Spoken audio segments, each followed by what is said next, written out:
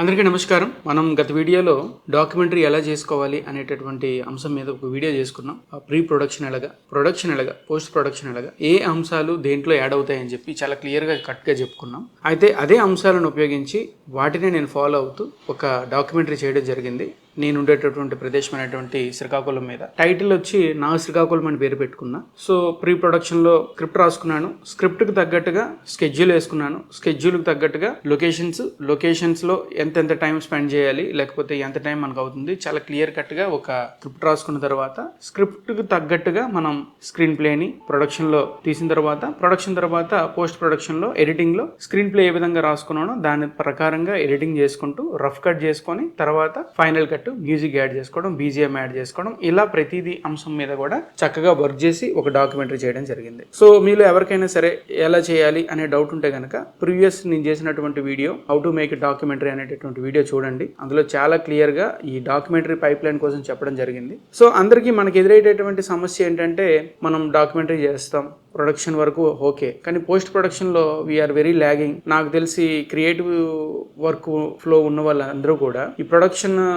వరకు ఓకే, కానీ పోస్ట్ ప్రొడక్షన్లో చాలా నెమ్మదిగా వెళ్ళడం జరుగుతుంది. ఎందుకంటే ప్రతిదీ కూడా కంప్యూటర్ ముందు కూర్చోవాలి, చక్కగా వాటన్నింటినీ ఎడిట్ చేయడం అనేది డిఫరెంట్ క్రాఫ్ట్ కదా. సో ఈ డైరెక్షన్ వరకు ప్రొడక్షన్ వరకు ఓకే, కానీ ఎడిటింగ్ వచ్చేసరికి చాలా మంది నెమ్మది అయిపోతుంది ఏ ప్రాజెక్ట్ తీసుకున్నప్పటికీ. ఎందుకంటే అందులో బీజిఎం, మ్యూజిక్ డైరెక్టర్స్ యాడ్ చేయాలి, లేదా ఎడిటర్స్, అలాగే విఎఫ్ఎక్స్, రకరకాలవన్నీ కూడా యాడ్ చేయాల్సి ఉంటుంది. సో అప్పటి వరకు ఎంతో స్పీడ్గా వెళ్ళినటువంటి ఈ వర్క్ ఫ్లో ఏదైతే ఉంటుందో ఒక్కసారిగా కూల్ అవుతుంది అనమాట. సో పోస్ట్ ప్రొడక్షన్లో ముఖ్యంగా మనం అనుసరించవలసినటువంటి విషయాలు ఏంటంటే, ఎడిటింగ్ ఒక మంచి ఎడిటర్ని పట్టుకోవాలి, లేదా స్వతహాగా ఒక డైరెక్టర్కి ఎడిటింగ్ అనేది కంపల్సరీ రావాలి.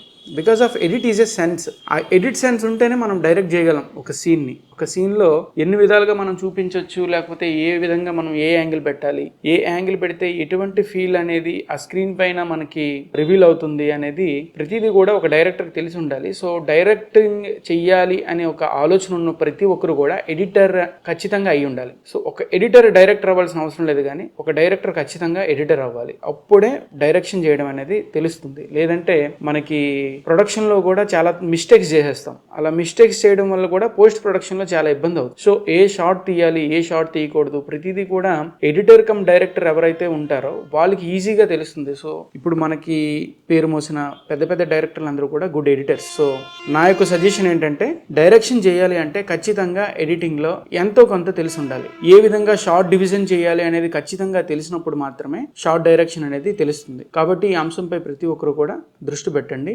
సో నేనైతే మీకు చెప్పినట్టుగా పోస్ట్ ప్రొడక్షన్లో ఎడిటింగ్ అంతా నేనే చేసుకున్నా. తర్వాత వచ్చి ఆ షూటింగ్ కూడా ఏ షాట్ ఎక్కడ పెట్టాలి ఏంటి అనేది కూడా చూసుకోగలిగేటటువంటి సామర్థ్యం ఉంటేనే డైరెక్షన్ అనేది ఈజీ అవుతుంది. లేదంటే ప్రతిదీ కూడా డిపెండెన్సీ అయ్యి అది క్లియర్ అవుట్పుట్ వరకు రాదు. ఈ కొత్తగా వచ్చే వాళ్ళు మనం చేసేటటువంటి పొరపాటు ఏంటంటే, చాలా ఎంతూజియాజంతో, ఇంట్రెస్ట్తో మనం ఒక ప్రాజెక్ట్ని స్టార్ట్ చేస్తాం, కాకపోతే అది చివరి వరకు వెళ్ళి రిలీజ్ కాదు, because of lack of knowledge on editing. So editing post ప్రొడక్షన్లో వెరీ ఇంపార్టెంట్. ఎడిటింగ్ అనేది కంపల్సరీ ప్రతి డైరెక్టర్కి రావాలి. సో నేనైతే చక్కగా మీకు చెప్పినట్టు నా శ్రీకాకుళం మీద ఒక డాక్యుమెంటరీ చేశాను. ప్రీ ప్రొడక్షన్లో స్క్రిప్ట్ రాసుకున్నాను, ప్రొడక్షన్లో కెమెరా విజువల్స్ అన్ని తీసుకున్నాను, A roll videos, B roll videos, తర్వాత సౌండ్ మీద కూడా దృష్టి పెట్టాను. సౌండ్ తర్వాత ఎడిటింగ్ వచ్చేసరికి పోస్ట్ ప్రొడక్షన్లో డావిన్సీ రిజాల్వ్ వాడాను. సో చాలా మంది ప్రీమియర్ ప్రో, ఫైనల్ కట్ ఇలాంటివన్నీ వాడతారు. సో నేను డావిన్సీ రిజాల్వ్ వాడాను. సో డావిన్సీ రిజాల్వ్ వాడి ఎడిటింగ్ కూడా పూర్తి చేసుకున్నాను. సో అది ఇప్పుడైతే ఎడిటింగ్ పూర్తి చేసుకొని రిలీజ్కి రెడీగా ఉంది. సో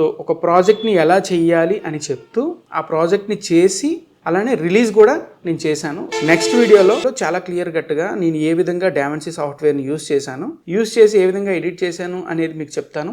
ఆ నెక్స్ట్ వీడియోలో రిలీజ్కి సంబంధించి ఇప్పుడు మనం ఎంతో కష్టపడతాం కదా, ఇప్పుడు ప్రాజెక్ట్ కోసం డే అండ్ నైట్ కష్టపడతాం, తిరుగుతాం, విజువల్స్ తీసుకుంటాం.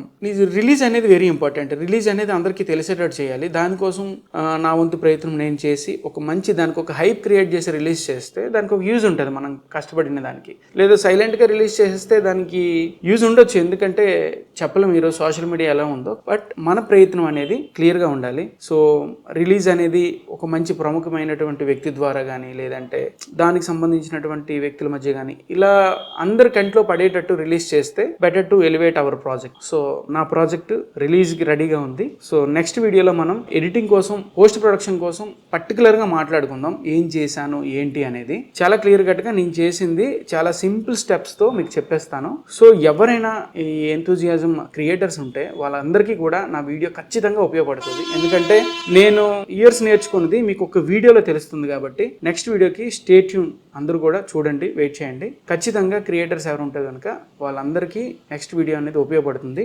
అలాగే మన వీడియో త్వరలోనే రిలీజ్ చేసుకుందాం. నా శ్రీకాకుళం టైటిల్ పెట్టి చక్కగా మా టీం చేసాం. సో అందరూ కూడా stay tuned. All the best. Thank you.